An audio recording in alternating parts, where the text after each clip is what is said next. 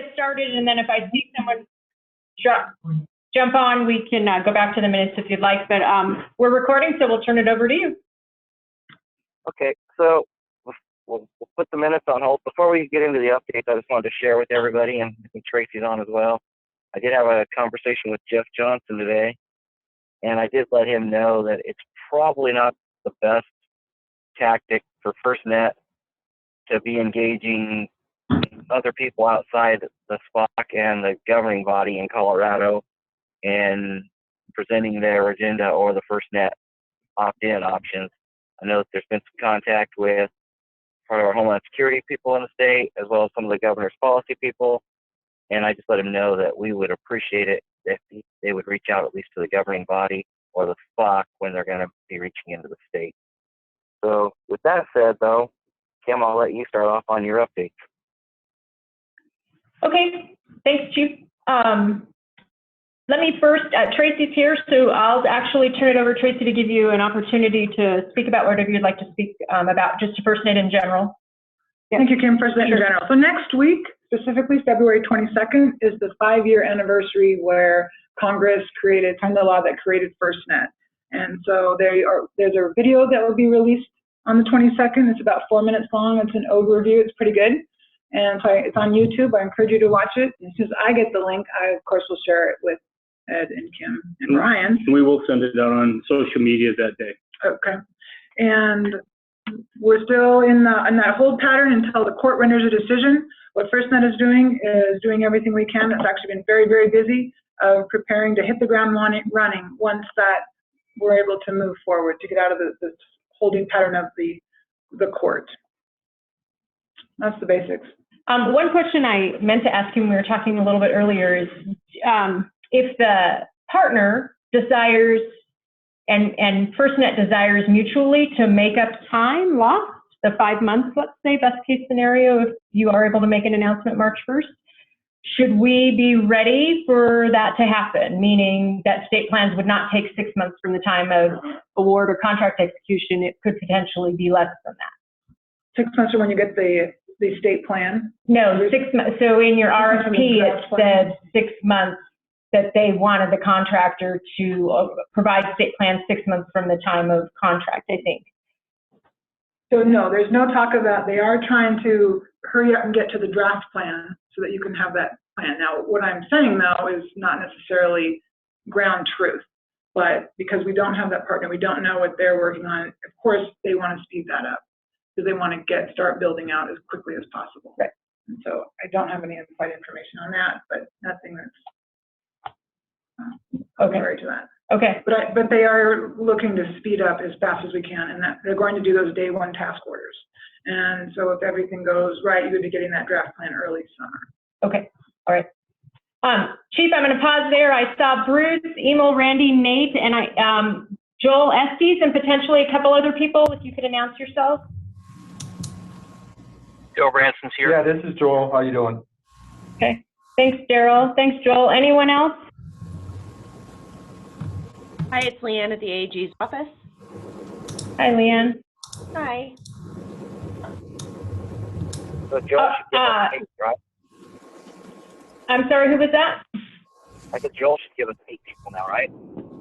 Yes, sir. That's what I was going to suggest. Okay. So with that, everybody should have a copy of the January meeting minutes. And so if there's no questions on that or any corrections, I'd like to make a motion to approve the January meeting minutes. Anyone? This is Carl. I'll make that motion. This is Joel. I'll make a second. All right. It's been moved and seconded. All in favor? Aye. Aye. Aye. Aye. Aye. Aye. All opposed? Same sign. All right. Minutes are approved. Now we can go back to the updates, Kim. Okay, thanks, Chief. So on the state plan process, we are close to finalizing an assessment tool, and that tool, I imagine next month I'll want to do a deeper dive, so we might last a little bit longer than our standard 35 minutes, potentially an hour. we'll do a deeper dive. I will send that document out to you ahead of time. We don't pretend that it is actually exhaustive. We know there will be additions to it. It's going to perform two functions. It will allow us to begin to understand how we want to assess the state plan. We're also using it as a document to seed questions for the RFP. And I will talk about that in the next bullet. I am pleased to say that we actually will be hopefully executing our contract amendment with Signals Analytics early next week. They've sent a signed contract to us. We're getting internal signatures that'll go to the Office of the State Controller by tomorrow, and we expect a signature next week. We have, that contract is for $399,000, and that is, the bulk of that is to do work on the state plan assessment process. And I'm just going to step through a few of these deliverables so you all understand what we've done. It supports allowing them to participate in all of these calls. It supports having them participate on the public notice review and comments of any additional documents. We do expect documents potentially from the FCC and the NTIA in the future. It allows them to support any continued outreach we may do. And then specific to the state plan, we've asked them to do a pretty heavy lift for us in the next year, doing additional state plan market research on adoption.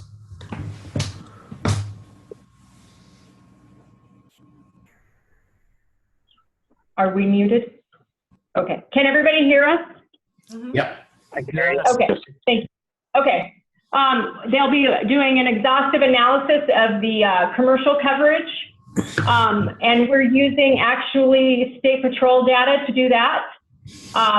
They're going to be looking at key criteria around network hardening, quality of service priority and preemption and local control, network service level agreements and performance, so SLAs and performance, cybersecurity and devices and applications.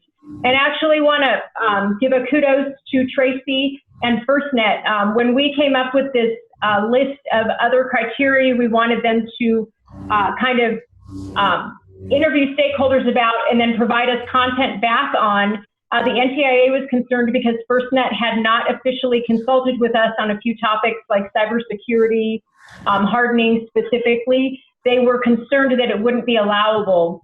So we went to FirstNet and said, we'd like to consult with you this year, do this work in support of our state plan assessment and provide the data back to you, FirstNet, as well. And FirstNet was supportive of that, which allowed us to be able to pay for that work out of SLIGP dollars. So thank you, Tracy, for supporting us. Is the whole Signals of $399, is that all SLIGP? No, a portion of it is not. So yeah, and I'll talk about that in just a second.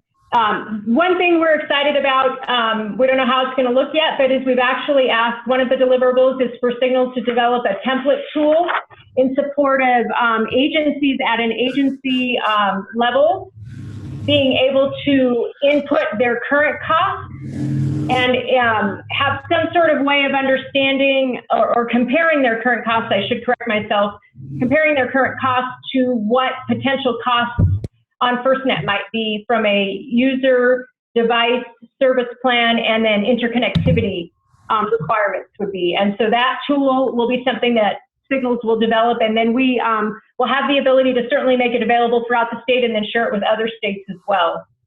They'll obviously be doing a comprehensive assessment of coverage by phase and the looking at how FirstNet's partner approaches coverage and meeting the phase deployment milestones that they're required to meet across the country and how that impacts Colorado. They will also be coming up with regional, state agency, and tribal checklists that will hopefully take the really important information from the state plan that they need to assess in terms of reviewing and providing input on a recommendation and how that rolls up to all of you, also to the stakeholder organizations they participate with, like chiefs of police, fire chiefs, et cetera, and then how that all rolls up through you into a recommendation to the governor.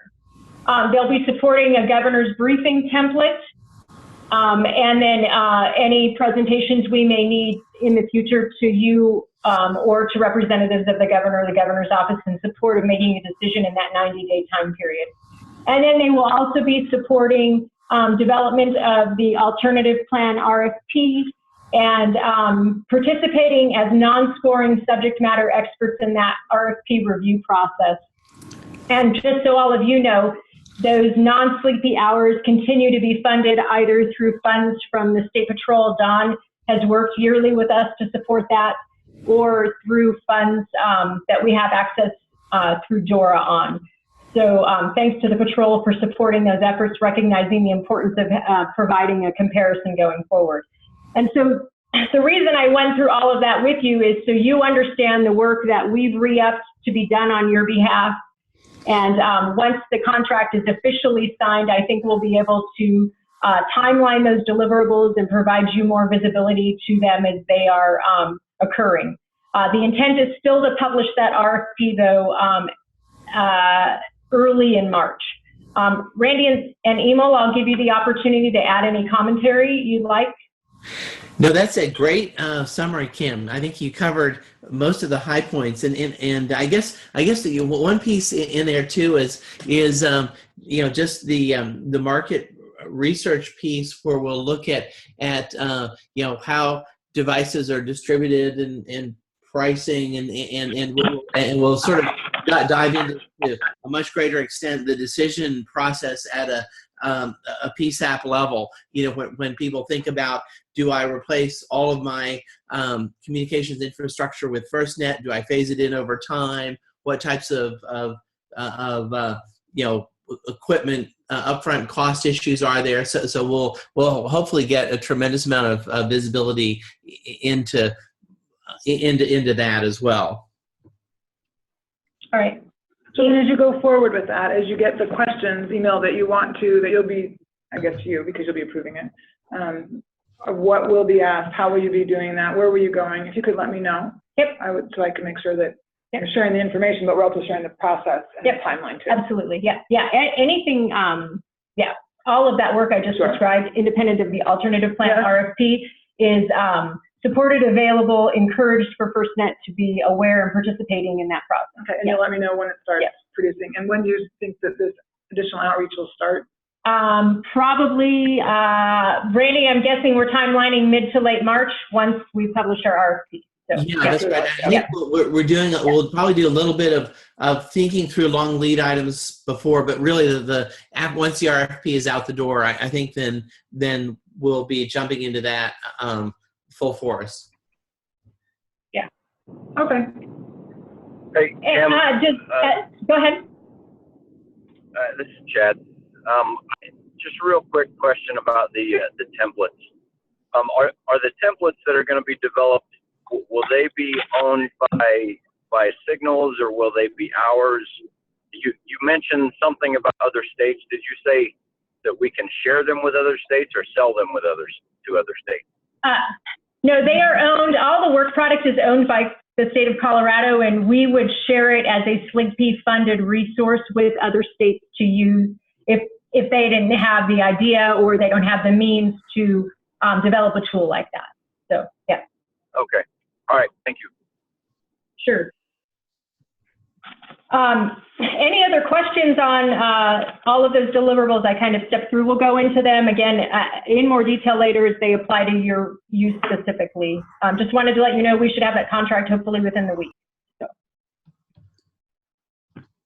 Next item is the Congressional Research Service FirstNet report. I sent you, when we sent that out, I sent you a list of items that we pulled out as areas of concern, advantages and disadvantages of the approach FirstNet had taken, and I don't want to belabor that discussion. I think the Research Service calls out a lot of the items that have been concerned to us, which is the unknown cost to be assumed by states, or the lost opportunity, or that could be assumed by states as well, around maintaining LMR networks and then expanding broadband services in their communities, and the value of the spectrum, and how, to quote the report, that excess value goes primarily to the contractual partners, and therefore, in some ways, states and communities may not be primary beneficiaries, and I'm quoting the report,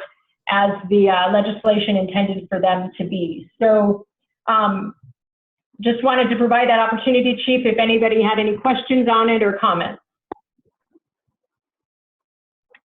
All right, nope, not like any. Okay. So if you do have any questions or further comments, as I mentioned, this is the report that's published annually. I did learn today that I believe the woman who had published it in previous years passed away. That's why there's a new author, but it continues to be a yearly report that's commissioned by Congress through the CRS, which works under the Library of Congress. So. Next item is our state assumed RAN planning update. I touched on some of the items in the discussion of signals, but as I mentioned, we expect to have that RFP on the street in early March. Right now, I am head down. That's pretty much all I'm working on, and as soon as signals is contracted, that will be all they'll be working on until we get the RFP out. So it could be that the RFP is published before our next governance meeting, which means that there will be elements that I think that we will be sending out to you to ask for all of you to provide input on. We will also be sending elements about to our 911 partners, our partners at CDOT, we might have some subject matter experts around education and healthcare looking at it as well. And the reason for that is, remember that while the public safety broadband network is the primary focus of that RFP, we certainly want to understand and offer any respondents the opportunity to identify synergies that could really allow Colorado to maximize the use of the infrastructure and the backhaul that would be needed to support that network. Remember, backhaul is a significant expense, and it can be shared by many. Many services can ride the same infrastructure. So expect to, when you see notes from us in the next month, we will try to use your time wisely and know that it's largely likely related to the RFP for Colorado, unless we get an announcement from FirstNet. So, any questions on the RFP?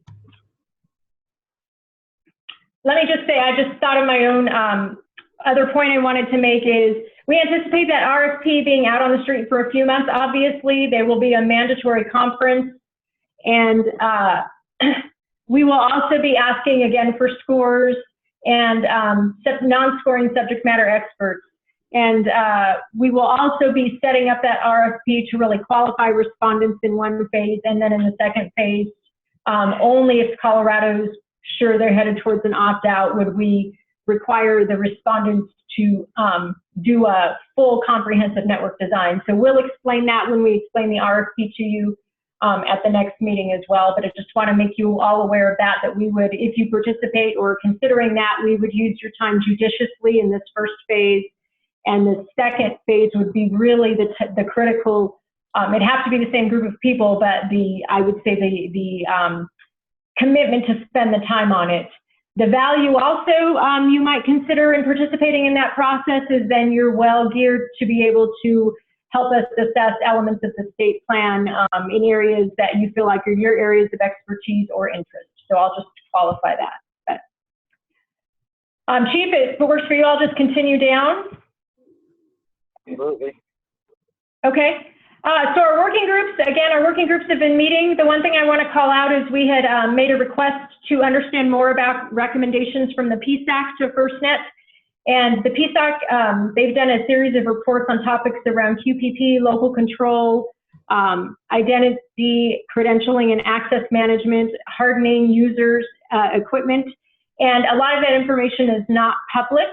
And we expressed our concern that not kind of knowing what recommendations are made by the PSAC, who are representatives of organizations that represent your disciplines and areas of expertise, was challenging. So they've graciously made Chief Harlan McEwen available on a phone call this coming Tuesday, the 21st, from 12 to 1 o'clock to discuss the PSAC's work to date. We've sent them some preparatory questions. Chief McEwen may not be able to answer all of those questions, but he's aware of kind of our come from on some of those topics. I will be sending that appointment. If any of you have any interest in listening in, we'll also be recording it, but I just want to make you aware when you see that. That's the reason behind it. And we've invited it's hosted during our technical working group, but we've invited our other working groups to participate as well. And then the last item under the general FirstNet update is Randy. I'm going to turn it over to you. Could you bring up his model? And Randy, Ed's going to share it, so you don't have to do that. We can just click through if you want to step through model number 8. Okay, that sounds great. Okay, very good. So just as a little bit of context for everyone, you know, what you've seen to date has been a cascading set of, radio system models that looked at coverage from different vantage points, and model number 7 that we showed some time ago, it was basically something that did, extremely well in covering the state. And so model number 8 is one where we actually step back and say, are there caveats because there are things that we can't do. So let's see, let's jump to the page, to the first page, to the introduction.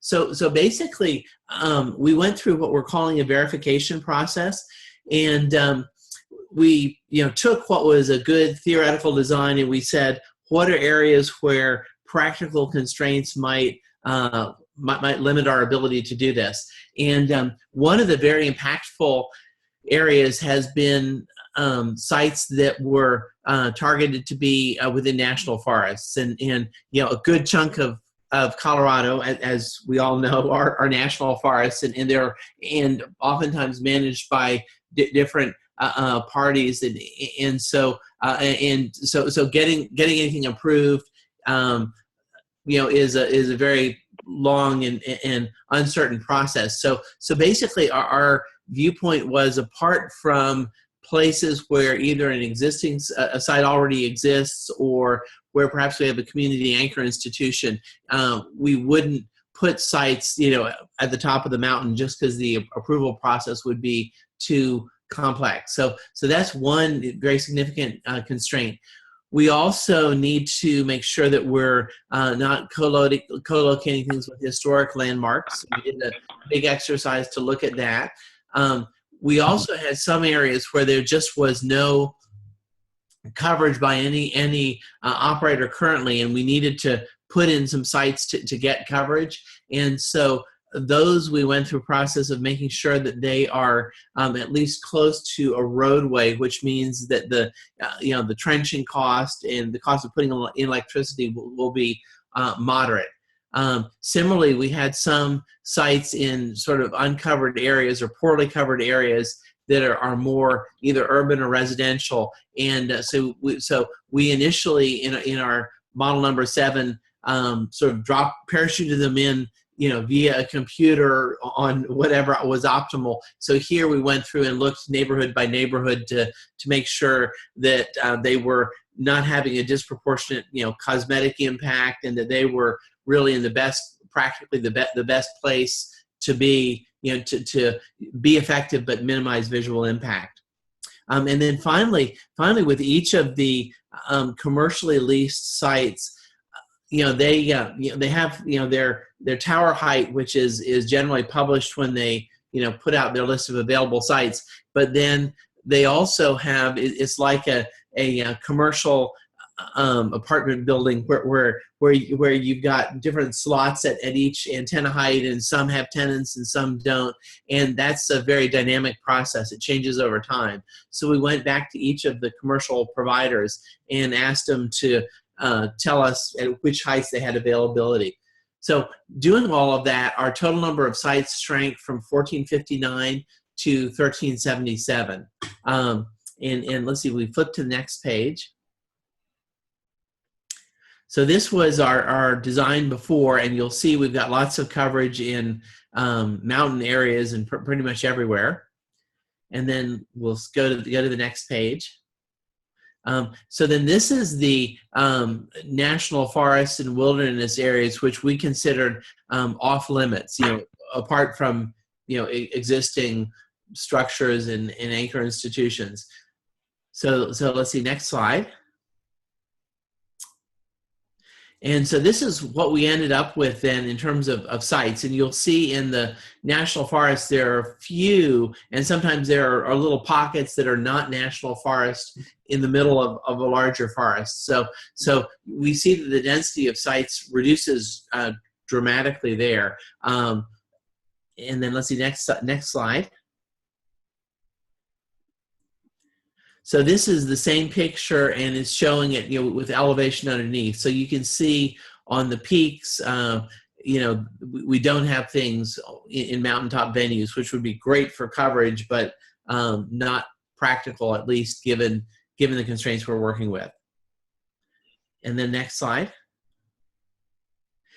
So this is what we were showing before the verification process. This was our model number 7, and the way to look at this is and this is the uplink, and this slide in particular was with a vehicle mounted antenna. So this is a very good kind of coverage venue. It's there's actually one that's better, which is a venue where you're using the high-powered antenna. But we use this as a point of comparison because it's a common configuration for many first responders.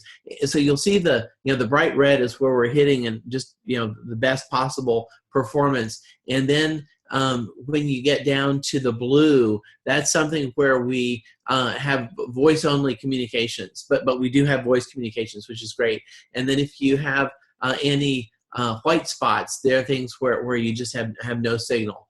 So this was before, and then we'll go to the next slide. So what you see here is, and this is, I think, a favorable result given the fairly drastic changes that we've made in certain areas. You'll see that a lot of the blue areas have expanded. So when we get into the the very mountainous areas, you lose a lot of your speed and performance, but you still, at least all of our analytics here are saying that in most places you still have voice coverage and a minimal level of communication. So this is very important. If someone is there and in trouble, they could make a call and your telemetry applications would work. And so that's still very beneficial. And so this is all on the uplink. And then if we go to the next slide, so this was the downlink, and this was before. And then let's go to the slide 10. And then this is the downlink afterwards. And here, it's not power constrained because your cell site can put out a lot of power, but you'll see that areas that were warmer in color have become a little bit cooler. And so some of this is coverage related. Some of it is also that we were forced to use lower heights on some of the sites, and they're not as effective as we hope they would be kind of in the initial design. Now, what's interesting about all of this is, there are regional operators like Vieira Wireless and Union Wireless that have substantial numbers of cells in different parts of the state, and neither of those were part of our modeling process. But you could make a good case that whether FirstNet builds it or the state builds it, that those could and should be part of a coverage. So there's a lot that could be done in a further iteration to, I think, recover some of the performance, particularly in the flat areas. And then let's keep going here. And then this is just the best server plot, which is a lot of information. And so it gives you a sense of the number of sectors in the system.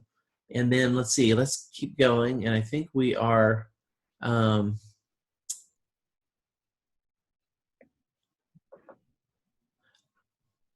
yeah, okay. So here what we're doing is this just shows essentially by venue, how the performance changes. So here, for instance, if you're inside a building, you actually do lose coverage in a whole bunch of mountain areas, as you would expect, because so you'll see here a lot of greens and blues and whites where you have essentially no signal. And then if we just keep scrolling down, we'll see. you know, like here your vehicle is moderately better, and then keep going, and then your outdoors is better. And here you've got, you know, a few areas that drop out, but voice in many areas. And then if we keep going, so this is the same slide as we saw previously. So rooftop on a vehicle, and then finally with the high-powered amplifier, you can see this is sort of the case for a high-powered amplifier. If you know that at least in communicating from a vehicle to, you know, back to a central location, you've got, you know, a lot of capability there. And then if we keep tumbling through the rest of the slides, and this just shows voice coverage. So in theory, we're showing that we've got blanket coverage, and that's, you know, that's limited by, you know, the resolution of the analysis, and you know, there are almost certainly places where theory doesn't quite match what we observe, but this is again you know, a good result, and this is for a vehicle mounted antenna. This is, you know, with HPA. So let's see, and then we can, then the downlink, you know, we can. Why don't you just scroll through those, Ed? And I think that it doesn't change a lot. You'll see that with each successive slide, we can just scroll through each of these. With each successive slide, it gets a little bit better, but no, you know, it's more interference limited than coverage limited. Thank you, Randy. So that packet was provided to all of you. Again, very similar to what we went over and went through in last year. And the piece you should all just take away from understanding that is, I think, even as we tried to vet assets to the degree we could, understanding obviously they haven't been vetted to actually know you could use the asset, but vetting them in the ways Randy described, we don't think we saw significant loss in possible network coverage. And then this information will be made an appendix in our RFP.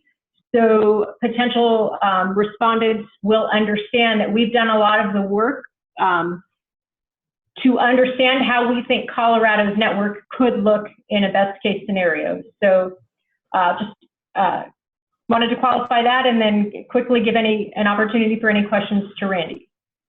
Hey, Kim, this is Don. Does Randy have a cost difference between the high-powered antennas versus a regular one? That's a great question.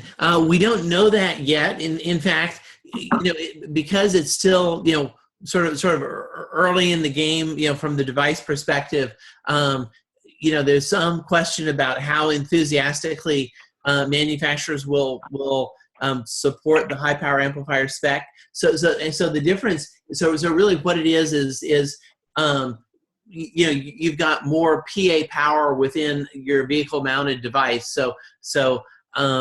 But that's a great question, and we're hoping as we look more at devices this year, and you know, we're having more and more discussions with device manufacturers. Hopefully we'll nail that down, and one of our deliverables is going to be sort of a roadmap of devices, and you know, particularly one of the solutions that will be out there will be sort of a dual radio, where you might have a FirstNet radio and another commercial radio. Let's say for people who are operating in just an area where it's a coverage boundary issue. But we're going to try to flesh out the permutations of hardware that will be available. Thanks, Randy. Thanks, Randy. Thanks, Don. Any other questions for Randy? All right, then, Chief, I think we're set on that section. All right, perfect. So, Ed, you're up. Just want to tell you that because of the changes in the timing of the announcement, who would be the partner, we have backdated a little bit of how we're going to present to our stakeholders.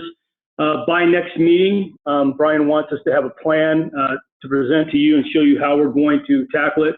I can tell you that you know, in our discussions, we don't believe that we'll be able to hit all 64 counties and 2 tribes within about 2 or 3 months. So we will be focusing mostly on the conferences that we're already doing. In fact, that's the reason why Brian is out today. He's in front of the Colorado Association Chief of Police in one of their meetings.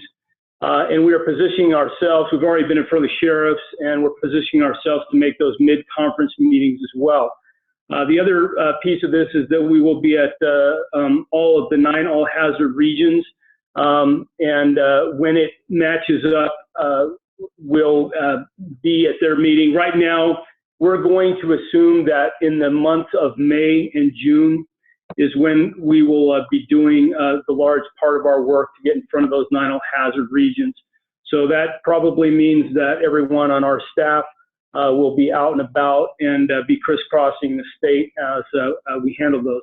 We will rely heavily as well on webinars and pulling people in to Zoom, even if it's not in their region, so that they can get a download on that information. As well as we've talked internally, and we think it would be great to show some of the aspects of everything that's going on from the very beginning until now, how people need to be involved. And so if you're interested, we would like to get you on video. Even if you're not interested, we're still going to call you and ask you and beg and see if we can get you to maybe do some short video vignettes. We can provide the script, or we can kind of give you an idea of where we're headed with that. And then obviously some of you know this stuff as well as anyone. But anyway, be thinking about that. And if you are even remotely interested, we would love to have your participation in that. I will just reiterate as we move down to the newsletter that Sarah actually sent out a survey. I think we've sent it out 3 or 4 times now. And overwhelmingly, newsletter is the way that most people want us to communicate with them. However, we will continue to send things out on Twitter and Facebook and YouTube because those are venues that some folks like to get information. And quite frankly, too, Twitter and Facebook is how we engage with our partners that are other states and other territories. That's where they learn about how and what we're doing. So we'll continue to do that. The big key here, though, is that at the end of this month and really the beginning of March, we're going to move to a blog format. This way, we will be able to give you information as it happens, and that'll be able to get out there. We'll use the newsletter to point you back to the blogs that have already gone out. So, for example, if Kim has an announcement because FirstNet has made an announcement, she will be able to go in and put a blog and give you that information that day. But let's say some of you didn't see it, you didn't get it, you didn't go to the website to look at it. Again, those things that are really important, that really bubble up to something that you need to look at, we'll put in the newsletter and we'll point it back to the blog. But we will go through a training process here as far as we want you to kind of migrate your thinking to the blog, to go in and check that weekly, maybe sometimes even daily, so that you can get a download on the information. Hopefully that makes a lot of sense.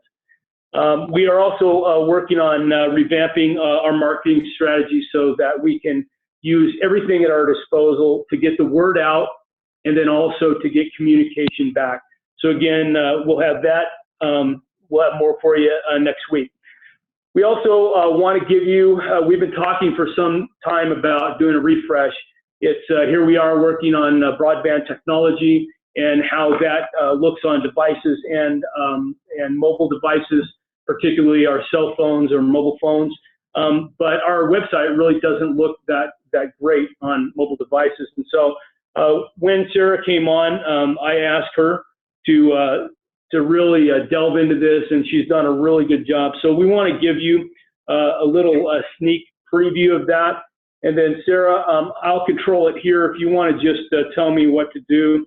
For those of you who are looking on, here is the website. Go ahead, Sarah. Hi, everyone. Thanks, Ed.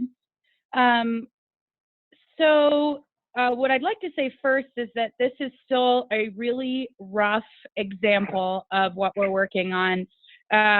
What we're doing right now is we are populating the site with all of our content, and then we'll hand it over to our communications team to really pretty it up.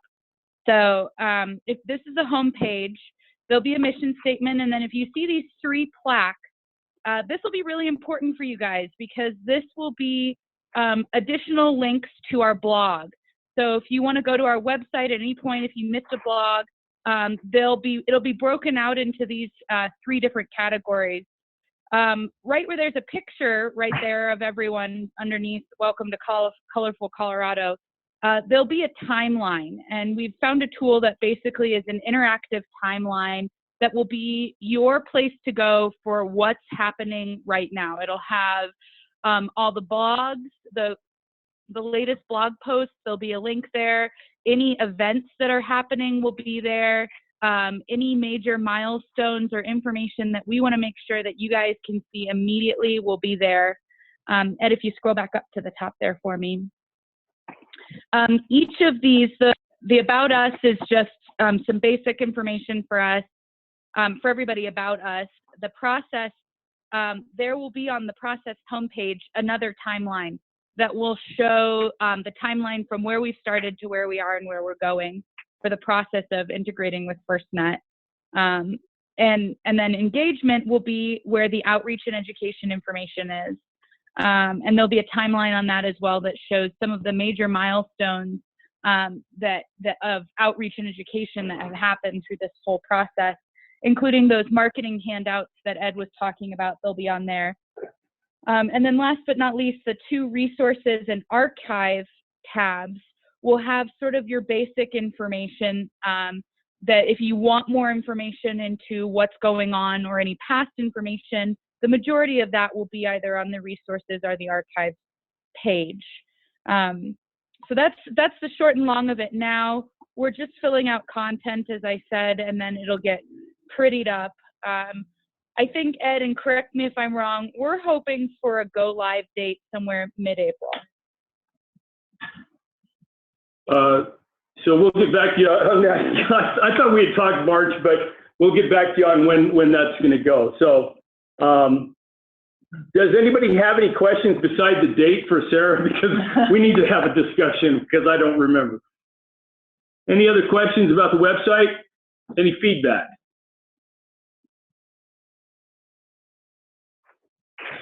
I mean, Hearing none, let me just say, go ahead, I'm sorry. I mean, for me, it looks easy to read and easy to find stuff.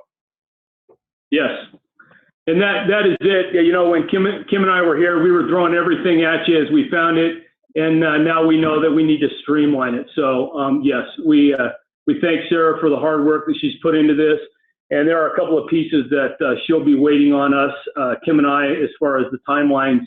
But we're going to move on this very quickly so that we can get it out as close to when the RFP comes out, because there will be a lot going on there. We'll just see how that works out.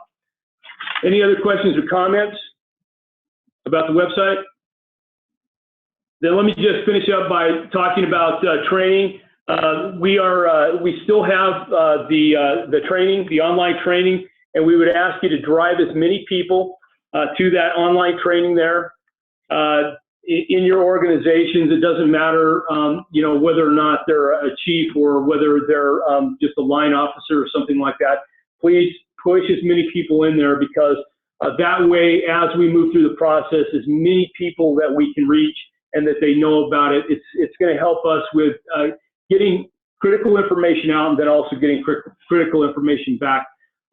We're also trying to put together, right now I'm working with a couple of venues to have another couple of trainings here in the Denver metro area with EML, so that those of you who missed our first iteration of what about all this LTE? How is it different from LMR? How am I actually going to be able to communicate? We're gonna have a couple of sessions between probably March and April, maybe going a little bit into May. But I'm working on some dates that EML has given to me. And anyway, that's all I have for right now. Does anybody have any questions for me, or Kim, do you have anything to add? I don't. Then Chief, I'm finished. All right, if you're done, Joel, you want to give us an update on AdCom, or if there is anything? Yeah, well, yes and no. So right now we're in the process of rolling out our new CAD system, which includes the new mobile client, and we're also going to be putting a bunch of new laptops in all the sheriff's vehicles. And when we do that, we plan on cutting over all of their vehicles to the LTE system, which should add another 150 to 200 devices to the system. So we're looking forward to that, but that's kind of where we're focusing our attention right now. And that's about it. That's all I got right now. All right, awesome update. Kim, are you going to do any legal issues? I'm just going to let you know that Kissinger and Fellman is working on some of the topics that we talked about last time, and we hope to have a more comprehensive update where we're at in having them assess the issues that are of significance in this entire decision process in March. Perfect. And it looks like you're still up on old business, Kim.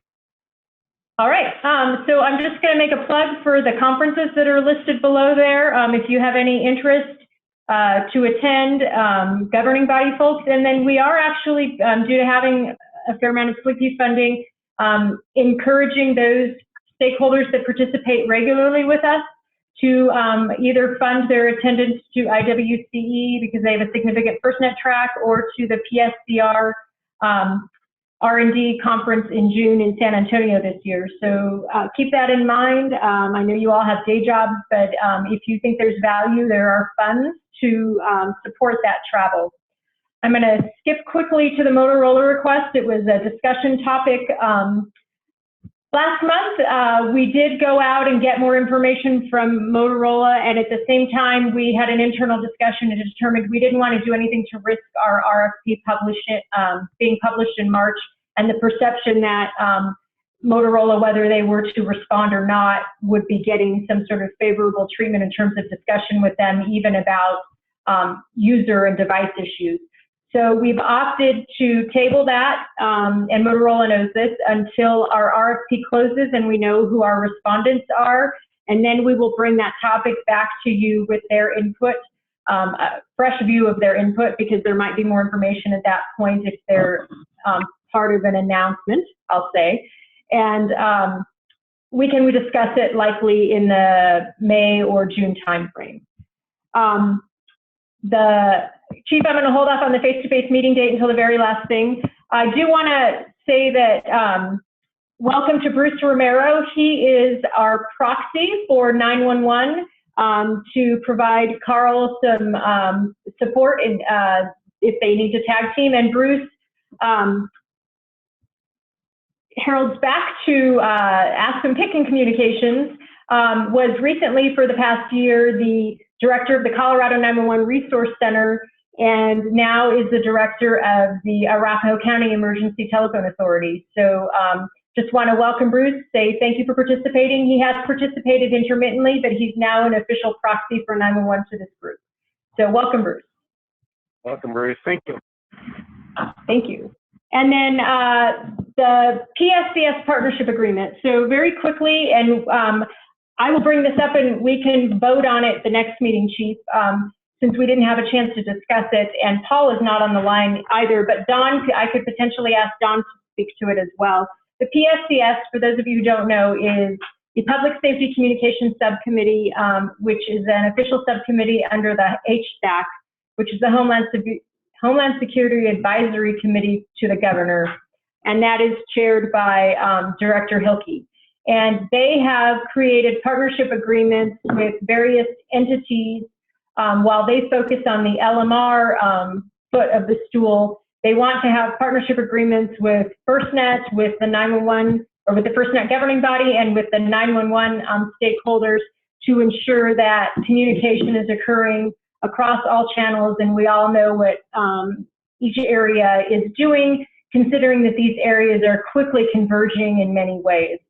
So they've asked for the governing body to review and consider signing this partnership agreement. So I don't know, we could decide whether Chief Tade, you signed it or you delegated the ability for Brian to sign it. We can talk about that next time.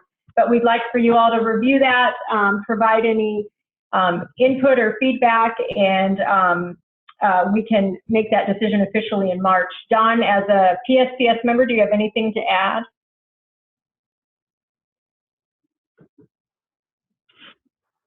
He's on. Maybe Don wants to. Okay. Well, if you have any specific questions, Don and Paula are on the PSCS, and again, really, this is just a a formal way of saying we are going to be sharing information and collaborating. And I will actually tell you that for the past 2 years, I attend the monthly PSCS meeting and provide them updates. So we are already doing this. This is really just signing on the dotted line for an activity that's already occurring. So. Yeah, I'm sorry, Kim, I was on mute. Can you hear me now? Yes. Okay. Yeah, as part of the PSCS, one of the things that they're supposed to do is to reach out to all of the new technologies that are coming on, not just LMR, but I think FirstNet is going to be a good informational partner, and that's why we just kind of officially want to have something in place. So if there's times where, as we move down the line, I may not be there, the chairs may not be there, but this partnership needs to be in place. So Kim is very good about attending and giving updates. It's just more of a formality, like Kim said. Perfect. Right. And then the last item, Chief, is that our meeting in March, we are not going to do our face-to-face meeting. We couldn't align the dates when we considered changing it. So we'd like to propose that the April meeting be the face-to-face meeting, and that will be our standing meeting on April 20th. I would propose that we start at noon and plan to go till 4 or 5 o'clock. We will provide lunch and call it a working meeting, and then we will find a location to host. I'll see perhaps if we can have it at Arvada at one of the substations there. But wanted to just put that out there to the group. Anybody have any objections? Sounds like a plan, Kim. All right, then we'll take care of it. All righty. Anybody else have anything before we adjourn? All right, hearing none. Thank you, everybody. Have a good day. Thank you. And if you didn't let me know you were on the call, please send me an email. Thank you. Thank you.